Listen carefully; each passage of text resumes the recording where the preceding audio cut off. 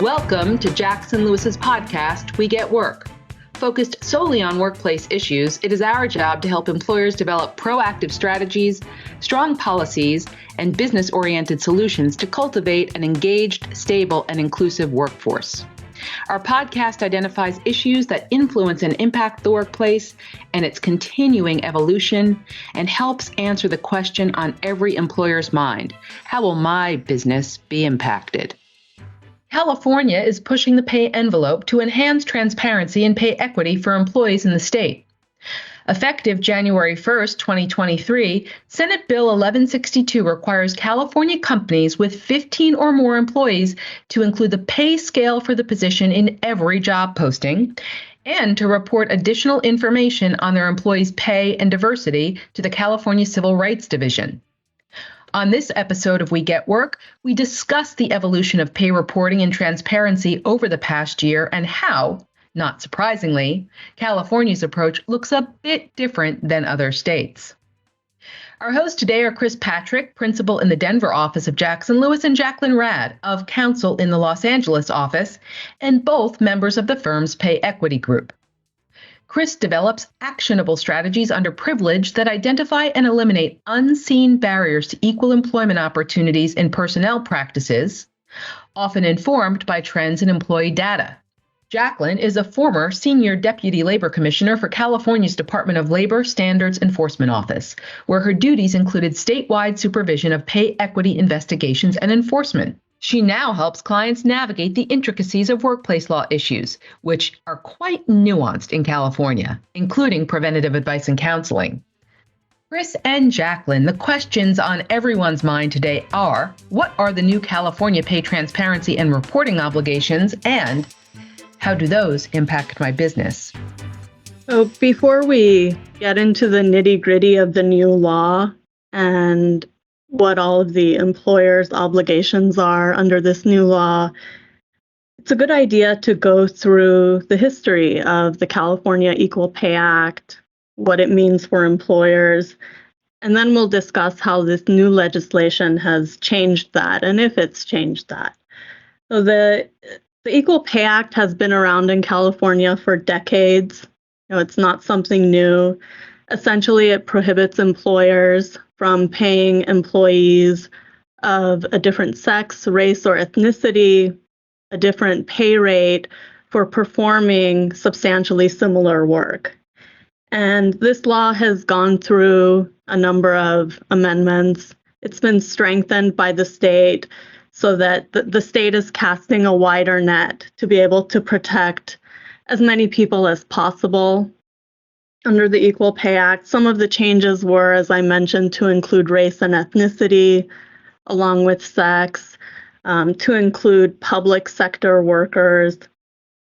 And around that same time, starting in 2015, when the state began strengthening the Equal Pay Act, they also created a lot of pay transparency legislation. And we saw that come in, between 2015 and 2018, where the legislature passed laws to prohibit employers from retaliating against employees for discussing their wages. There were also requirements to provide applicants the pay scale for a position upon reasonable request. And that brings us to the newest legislation, SB 1162, that was signed several weeks ago. And Chris, I'll pass it to you to discuss that. Thanks, Jacqueline. Yeah, I think of this really as enhanced transparency from where we were in California. It does two things. One, it has more transparency for applicants. We'll talk about it a little bit later, but it requires pay disclosures in job postings. But two, it lets the state into your house in ways that they weren't in before. It's not entirely true, right, that the pay data reporting was really new 2 years ago in California for employees. Covers things like employees in California or remote employees who report to California. But this new SB 1162 enhanced that. It ratcheted up what the disclosure was to the state. For employees, right? Employers have to report on the pay data by race and gender for their employees. It's really largely unchanged. The obligation before was by race and ethnicity and gender and pay band and EEO1 category. The California calls it job classification, but at the federal level, it's an EEO1 category to count the number of people who were there. So how many Hispanic women who were professionals earning between X and Y dollars in the prior year. That obligation is unchanged in this new law, but we have an increased obligation, a new obligation to report the average and median wage of each of those categories as well. So now it would be the number of Hispanic female professionals in my example, but also what the average and median wage for those groups would be. We still don't have a lot of guidance here, but that's sort of the logical read of what the law says and where we were. Jacqueline, do you see any of that differently? I don't, and I think it's interesting to consider why the state has included, these additional requirements for the mean reporting, and when they put out their statistical data for the state at the end of the year, it would be interesting to see how that impacts pay disparity in the state among all of the different categories and whether it's going to be impactful. Yeah, they've released a report. I wish I had it at my fingertips. I don't. But they've released a report from the prior reporting years information that have been submitted to the state that show, I think, largely what you might anticipate national or state trends to be. They largely mirror some of the national pay gap headlines that we hear in April, May, June, most years. So I have not yet seen it be used for enforcement, but it is more general information that the state has at its fingertips. It has more disclosure for the public, not of your company or of any individual company, but general trends in the state with the ability to pivot it out or report it by industry, for example. Jacqueline, have you seen any enforcement on the old requirements so far? Very little. The only enforcement we've seen is the California Civil Rights Department sending out notices that certain employers have not filed their report, and that they will be required to file their report, but no penalties, anything of that nature. What we do expect, though, is at some point, the expectation is that the state is going to use these individual employer reports to enforce the Equal Pay Act.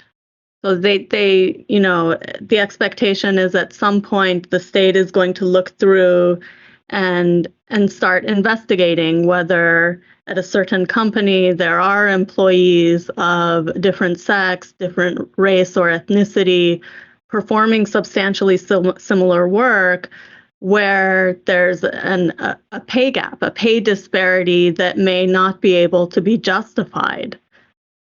Yeah, I suppose that raises two questions in my mind. One, there was chatter when the first law came out about 2 years ago that the state would be using this information in the construct of a complaint investigation. I don't know that they were planning to freewheel in it on their own to look for problems, but to use it as part of a larger investigation, a larger temperature check, if you will, to understand if when a complaint comes in, the data supports that there might be a there. The second, I think, is more interesting in a pay equity space, and that's that the 10 job categories or EEO1 categories are very broad, right? Professionals are not all performing substantially similar work. Even service workers or laborers may not be performing substantially similar work. So it's a blunt tool that provides more of a lens than we had before. We, the state, we, the public, had before. But I think that there's still quite a bit of lift necessary to take this data into comparisons of employees performing substantially similar work. So, Jacqueline, you mentioned that there were no penalties for the law, or that we've seen for the lack of a pay data report so far. Is that consistent with this new law that's come out, or has that changed? Well, that's changed, and that's one of the significant changes to this legislation, is that, if the Civil Rights Department does not receive a required report from an employer, not only can they seek an order requiring compliance, requiring the pay data report compliance, but there's also a civil penalty that shouldn't exceed $100 per employee per violation. And it can move up to not to exceed $200, right? And that can add up, especially when these employers that are required to file the report have to have at least 100 employees.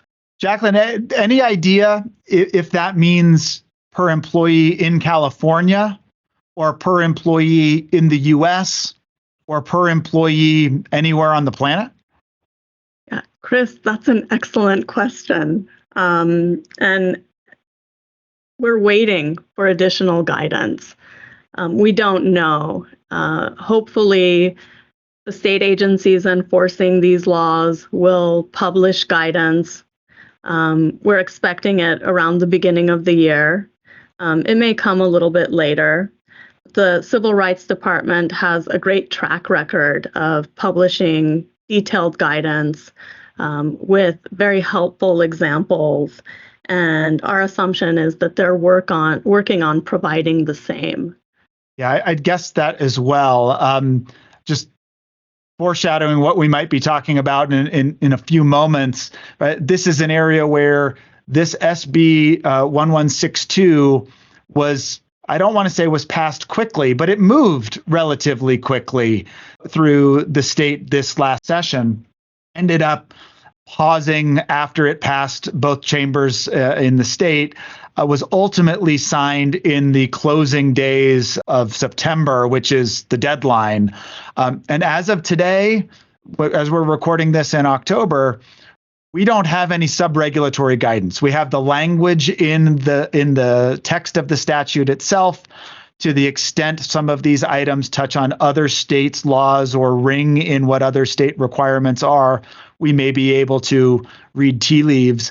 But it's really that enhanced or that new state guidance that would help us understand what the state thinks this law will mean. And I also have early 2022 earmarked as the likely guidance dates on that. That's right. And it's important to wait for that guidance, right, Chris? Because sometimes, as experienced as we are in this space, and I've served also on the enforcement side, there are times when I'm just gobsmacked by the guidance that California releases and their definitions of certain things. And so it is important to wait for the agency to release that guidance. This might be actually a great transition to another area where we're getting a lot of questions, but the right answer might be wait for the guidance. Doesn't mean don't prepare, but don't be surprised if the guidance comes out differently. Right? The pay data report, the new pay data reporting obligation applies to employees as it has for the last 2 years, but has this additional disclosure obligation for the median and average pay within each box in the table. But it also now applies to what the state calls employees hired through labor contractors. Jacqueline, do you have any idea what that really means? I wish I did, Chris. I really, it would make all of our lives much easier. And I don't think that the legislators intended for it to be as confusing as it is. I think they probably have a really good idea of what they meant. And maybe because we're attorneys, we're reading a lot into each word. But, when we talk about regulatory guidance and the text of statutes, it's really important to know exactly what each word means when employers are trying to be compliant, right? Each word is significant. So, I don't know what that phrase is pointing to. As you said, we'll have to wait for them to publish examples and guidance. The assumption is, from reading through some of the legislative history, is that contracting and contractors are on the rise. And often those contractors are working side by side with employees, and that they're providing the same services as directly hired employees. But in some cases, the contractors are paid less. And the assumption is that this second pay data report that deals with contractors hired employees hired through a labor contractor is trying to shine a light on that, on whether those individuals working side by side with direct hire employees are earning less or not. Yeah, that's my read too, right? I've gotten questions about this where they say that the statute says that the report should include employees hired through labor contractors. And then the statute defines employees to mean only people on your payroll that you withhold taxes for. And those aren't your contractors, your staffing agency, sort of supplied labor, if you will. But I think that it's wise for employers, while we wait to see exactly what the guidance from the state will be, I think it's wise for them to assume that that's what this covers, right? Rather than trying to find the loophole that is a technical verbiage argument that says, no, employees have to be on your payroll and those folks aren't. It feels like a very high stakes game to me when we couple that with the 100 employee potential civil penalty. And we don't know if that is California or national or international headcount. And we're going to know more before the report is due. So I think that the right path here is to be comfortable with a little bit of uncertainty, plan for the worst, and be pleasantly surprised if we land somewhere closer, right? So not quite in the worst. Jacqueline, do you see that do you see a different recommended approach as for folks to deal with this today? Chris, you're right on. I think that is a sound approach, that employers should be prepared to file two separate pay data reports, one for their direct hire employees, and then a second one for their labor contractor staffing agency workers. And some companies go to vendors for labor. They don't call them staffing agencies, they call them vendors. And those relationships should be explored as well. And I think to be prepared is very sound advice. Be prepared to submit a pay data report for all of those additional workers, not just direct hire employees. I might add, don't let that keep you up at night, right? There's still a lot of runway between now and then when these reports are due. The law does include a requirement that the labor contractor, whether it's a staffing company or a vendor or something else, must provide the necessary pay data to the employer to submit this report. So this is going to be an area with a lot of fluidity. There's going to be a lot of focus in early 2023 as this guidance comes out, where those vendors or staffing companies are trying to figure out what they need to do to comply with this law too. And while there's a lot of uncertainty now, I'm hopeful that it will become more certain. I don't mean that employers will like it anymore, but that it will become more certain as 2022 winds down and 2023 begins to ramp up. Yeah, I agree with that. And Chris, do you foresee that in the next several years, pay data reporting and pay transparency will become so pervasive that it will be normalized? Do you foresee that? I think there is little doubt that pay transparency will be normalized. I think if we all gather again in 5 years, the exception will be the states that don't require, or the employers that don't disclose pay-related information upfront and more readily with their applicants and employees. Pay data reporting, I'm on the fence about, in part because it's a crude approximation for what employees actually earn and who's similar to whom, and who are the right comparators to understand what's happening under the hood within an organization's pay system. The history, as I see it, of the California Pay Data Report really started with the federal level, the federal EEO-1 report that had a pay data report that was a lot like what California has currently. The federal government dialed it back, then wouldn't share the reports with California, and California said, well, then I'll have my own report. So it was, in my opinion, a bit of a knee-jerk response to being denied the information from the federal government. But that doesn't mean that the data that is included is particularly useful or informative. And I think if it is, that the federal government may roll out a similar report again and other states may not follow. And if it's not, I don't know how many other states will choose to continue to engage on a pay data report that isn't useful. I defer to folks far more analytical, far more academic than I in understanding that.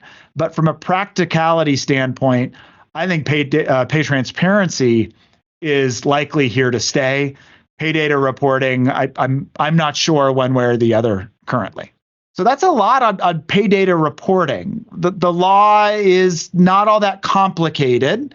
It's a little new. It's a little unsure. We're waiting on that guidance. But it doesn't seem hard. How about the pay transparency law, Jacqueline? Well, can you tell us a little about that? Does that seem hard? Chris, I'm glad you asked. That doesn't seem hard at all. SB 1162, in addition to the pay data reporting, includes pay transparency regulations, and that both private and public employers have to follow wage disclosure requirements in their job postings. So that means when a job is posted and potentially a California employee would be applying for that job, then the posting has to include the pay scale that the company reasonably expects to pay for that position. We don't really know what an acceptable pay scale would be. As we mentioned before, there are some question marks when it comes to this law. How wide can the pay scale be? Should the pay scale include things like benefits, bonuses? We don't know yet. But Chris, do you think that's going to be difficult for most companies to follow? Jacqueline, I had this question from a client today, this exact question. And my answer there is my answer here. Right? Technically, no. Right? Technically, it's pretty straightforward. There will be some interpretation that we still need from the state about what's appropriate to include in the range. But culture-wise, right, sort of getting the gears moving so that we can do the relatively straightforward disclosure, I think that can be complicated because this is the kind of information that employers have kept close to the vest since they began employing employees hundreds of years ago. Right? It's a competitive advantage. Employers have often seen the salary expense as, well, a cost. And if you can get your supplies for lower cost, that's a good business decision to make. These laws, and California is not the first here, but these laws really shift the policy balance, right? It's the state's determination that an employer's interest in confidentiality and perhaps the trade secret of their comp structure relative to competitors is less important than ensuring that employees or applicants are paid fairly. In the grand scheme of pay equity laws, it's a very market-based solution to something that has historically been entirely enforcement-based, right? I will sue because I am unfairly paid. And that requires significant resource draw. It requires the administrative agency to stick their nose in many employers' compensation practices in order to root out potential discrimination. And this disclosure flips that upside down. It empowers all applicants and all employees with the power to more specifically, more effectively ensure fair pay across workforces. And that is hard for many employers to really grapple with and sort of understand. At least that's how I see it. Yeah, I agree with that. And, as a woman and a woman of color myself, I can appreciate how difficult it was before this legislation was passed to walk into a job interview or to apply for a position without knowing what the potential pay scale even is. It's very difficult to negotiate in that type of setting because the applicant simply doesn't know what the possibilities are. The applicant wouldn't know what their coworker performing the same type of work is going to be making. And so this hopefully will help to level that playing field. And also I hope that employers can find something positive in these pay transparency regulations. I hope they can see that it will make their company potentially more competitive. It will draw better candidates, right? But the question remains, how wide should the pay scale be? Like what's acceptable? Because, as you know, Chris, if the pay scale is too wide, it may defeat the goal, right? It won't create transparency at all. Yep. And so here's another area where we should flag and come back when we get more guidance, but that's not useful today, right? How do we start thinking about what this requirement is?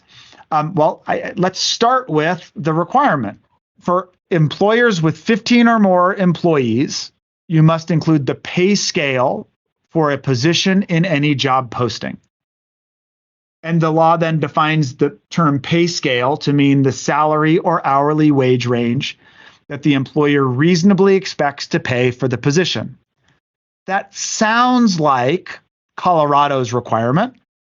Colorado, my words, not the state's. If you have a job that pays between $80,000 and $100,000, but you bring everybody in between 80 and 90, you may disclose 80 to 90,000, right? What you reasonably anticipate that you're going to offer the successful candidate. New York City also has a law on this that goes live November 1. And the guidance from New York City is that employers must state the minimum and maximum salary they in good faith believe at the time of posting they're willing to pay for the advertised job. So again, that's a good faith belief of what you're willing to pay. Sounds like Colorado. sounds like California. So I think that there's a reasonable read here without knowing more that you may not have to disclose the full range for the job, just what you anticipate bringing somebody in at. Now, does that include benefits? I don't know. Let's see what the state says. It does not in Colorado, but Colorado has a separate disclosure obligation for benefits, certain benefits and other types of pay. So I don't know what all goes in. But I also know that it's not that clean because Washington's current guidance, Washington also has a similar pay transparency law. And its draft guidance says if an employer intends to implement a starting range or a starting rate for an initial time frame, and the starting range the starting range or rate may be listed on the posting, but the entire scale or range must also be listed on the posting. So this becomes this patchwork that is almost clear as mud. What's a national employer to do when California maybe says only the more narrow range of what you anticipate bringing in, perhaps based on budget? Or Colorado would allow your good faith belief of what you're going to offer the successful candidate. And New York City may similarly, but Washington requires the full range. How does one comply with all of this? Do you have any initial thoughts on that, Jacqueline? Yeah, that's problematic. And especially problematic for companies that are employing remote workers across the country, right? Because you have one job posting that can be fulfilled in any state because it's remote. Now, all of a sudden, several states have slightly different job posting pay scale requirements. So is the solution to have one job posting and then several different pay scales that comply with each jurisdiction? I mean, I don't know how that's going to work, but it sounds like, based on what you're telling us, Chris, it sounds like that may be a workable solution. Because it's difficult for employers to know exactly what the pay scale is going to be. Sometimes those are negotiated. Sometimes, out of need, necessity, an employer will hire a worker at a higher rate. It happens. For sure. It happens regularly. And some of these laws contemplate, Colorado, for example, contemplates that you may hire outside of the posted range. Now, if you hire too frequently outside of the posted range, we should have a conversation about if that's a good faith range that you're posting. But that's a different question. Jacqueline, you make a really good point here that referring to remote roles and national job postings, because not every state, we don't know what how California will interpret the requirement to include pay transparency or the wage range in the postings. But other states, other laws seem to require, Colorado definitely requires that a remote role that could be filled in Colorado because it's a remote role, that we must include the pay disclosures there. New York City's guidance seems to be similar. Washington's guidance seems to be similar. So I'd be a little surprised if California was more narrow than what seems to be the emerging trend on what roles are covered. But stranger things have happened. This is pay attention in early 2023 and reevaluate. But we should currently anticipate that remote roles would likely be covered. At least that's how I see this. That's my advice here. Is yours different, Jacqueline? Mine is exactly the same. I don't see California state agencies or the California Labor Commissioner giving up her jurisdiction where she may have jurisdiction. So I fully agree with you, Chris. So, Jacqueline, that's a lot. I mean, none of it is too complicated except for that squishiness of what we don't know. Mm-hmm. But as we sit here today, trying to plan for these laws going active or this law going active in January, pay disclosures are required beginning in January. The pay data report won't be due until May. What should employers do now? How can they prepare? The takeaway for employers employers that have 100 or more employees should file a pay data report for their direct hired employees, right? That's been the law. That's nothing new. We've had that for a couple of years. But now, in addition to that, employers should prepare to file a similar pay data report for their contractors / vendors / other workers that work side by side with their direct hire employees.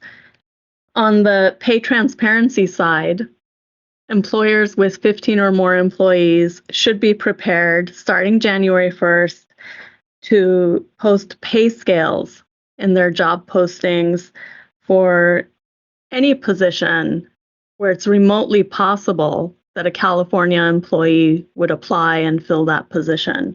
You've mentioned two things that, as we're in closing, makes me think we haven't discussed, and we probably should. Okay. One, you've mentioned the in remote that they could be hired in California. Take it from me.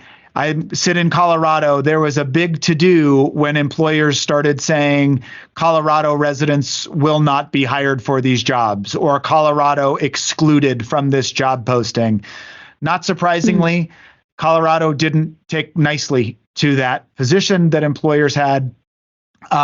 Even though it may technically be correct in the rules, they issued guidance that said all remote roles are covered. So I agree that the right way to look at this is a remote job that could be filled in California. But I think if we're spending our energy trying to thread the needle of what's the difference between a remote job that could be filled in California and what's a remote job that couldn't be filled in California, that we may spend a lot of time with not very good results when we start seeing how the state is enforcing that. The second item that I heard in your wrap up for employers is a really good point too, and it's the pay transparency in job disclosure or in job postings is only for employers with 15 or more employees. But employers with fewer than 15 are not off the hook entirely. There are pay transparency requirements for them too. Specifically, if an employer or an employee asks for their pay scale, employers of all numbers and sizes have to disclose that. So the fact that we're small doesn't mean we don't have to have pay scales. We probably should put those in place. And that we still have to respond to an employee who asks for one. We also, as an employer with fewer than 15, have the obligation as it exists today. If somebody has applied for a job and they have made it to an interview, if they ask for the pay scale for the role, we still have to provide it. So this is not the secret to not being transparent is to be a small employer. It's the secret to not having to put the pay scale in your job posting is to be a small employer. All employers will have pay transparency obligations here. So Jacqueline, I totally endorse and co-sign all of the advice that you have just given to employers out there. I'd also add on, because of this additional detail, that small employers need to have pay scales too. So if you're not there, start thinking about what you're reasonably likely or willing to pay for roles, because you'll need them in order to comply when an employee or applicant asks. Thanks, everyone, for joining us in this conversation about SB 1162, pay data reporting and pay transparency. If you have any questions about what we've discussed or specific questions about how to comply with the law or how to prepare pay scales, please give us a call. Thanks so much, Jacqueline. It's been a pleasure chatting about this today. Thank you for joining us on We Get Work. Please tune in to our next program, where we will continue to tell you not only what's legal, but what is effective. We Get Work is available to stream and subscribe on Apple Podcasts, Google Podcasts, Libsyn, Pandora, SoundCloud, Spotify, Stitcher, and YouTube. For more information on today's topic, our presenters, and other Jackson Lewis resources, visit jacksonlewis.com. As a reminder, this material is provided for informational purposes only.